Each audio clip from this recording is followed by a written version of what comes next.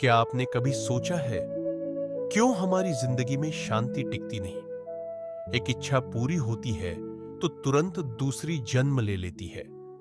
धन मिला तो मान चाहिए, मान मिला तो पद चाहिए, पद मिला तो और सुख सुविधाएं चाहिए, लेकिन फिर भी मन अशांत ही रहता है।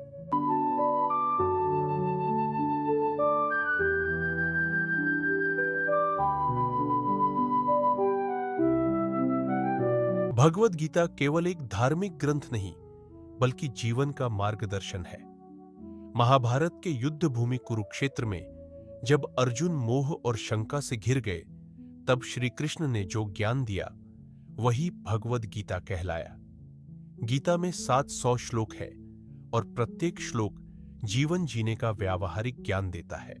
श्री कृष्ण कहते हैं, आपूर्यमाणम् अचल प्रतिष्ठं समुद्रमापः प्रविशन्ति यदवत् तद्वत् कामाः यम प्रविशन्ति सर्वे सह शांति आपनोति न काम कामी। अर्थात जैसे अनगिनत नदियां निरंतर समुद्र में गिरती रहती है, फिर भी समुद्र अपनी मर्यादा और शांति नहीं खोता, वैसे ही वह ज्ञानी पुरुष जिसमें असंख्य इच्छाएं आती है पर वह उनसे विचलित नहीं होता, वही सच्ची शांति को प्राप्त करता है।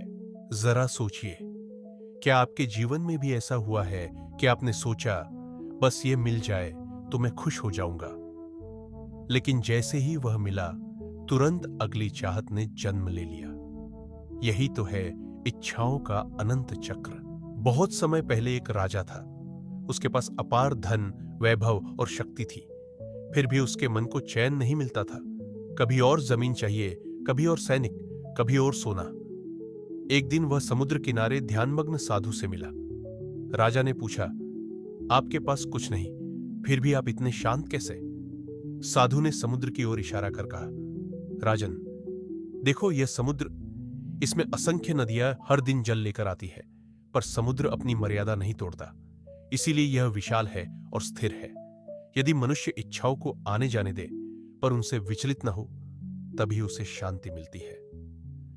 राजा को पहली बार समझ आया, असली सुख भौतिक वस्तुओं में नहीं, बल्कि स्थिर और विशाल मन में है। आज भी यही समस्या है।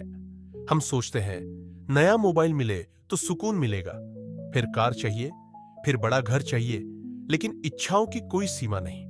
गीता कहती है, इच्छाओं को पूरी तरह रोकना असंभव है। नदियां हमेशा समुद्र में गिरेंगी, इच्छाएं भी मन में हमेशा उठेंगी, लेकिन ज्ञानी वही है जो उन्हें आने दे, जाने दे, पर अपने मन को समुद्र की तरह स्थिर बनाए रखे। गीता का यह श्लोक हमें सिखाता है, इच्छाएं जीवन का हिस्सा है, उन्हें रोका नहीं जा सकता, लेकिन यदि हम उनका दास बन गए तो शांति खो देंगे। वास्तविक शांति तब मिलेगी जब हम समुद्र की तरह विशाल और अडिग बनेंगे। तो जब भी कोई इच्छा आपको बेचैन करे, याद रखिए, नदियां समुद्र को नहीं डिगा सकती। वैसे ही यदि आप स्थिर रहे तो कोई भी इच्छा आपको हिला नहीं सकती।